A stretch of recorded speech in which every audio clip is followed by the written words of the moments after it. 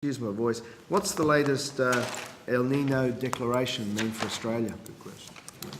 So week before last, we declared an El Nino to be in play. Over the last week, we've seen some intensification of it, but it's a long-run process that we'll see go out right through the winter and into the spring. We anticipated a question. We have got a little infographic here that the senators might find useful that gives a bit of a summary of how we spot them, how we define them, I think and, very useful. And what some of the effects are. And so it's something that we will continue to monitor on a fortnightly basis. We'll be providing updates on the state of the El Nino, and on a monthly basis we will continue to provide forecasts of what it means for temperatures and rainfalls in the season ahead. It causes greater dryness, is that right? Or? Yes, it does. The El Nino causes basically drier and hotter conditions for eastern Australia, with most of the effects felt in New South Wales.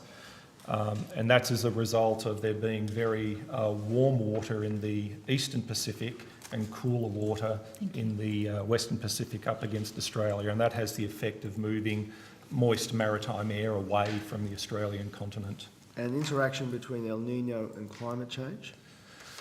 Yes, there is a mooted relationship there. It's a little bit difficult to be clear about the fingerprint of climate change on any particular El Nino, but the expectation is in the long run, as climate change deepens, the intensification of El Ninos is predicted to become stronger. And is this a more intense El Nino, this one, than previous ones? This looks like a particularly intense one so far, and we judge the intensity by how anomalous the sea surface temperatures are in the central Pacific.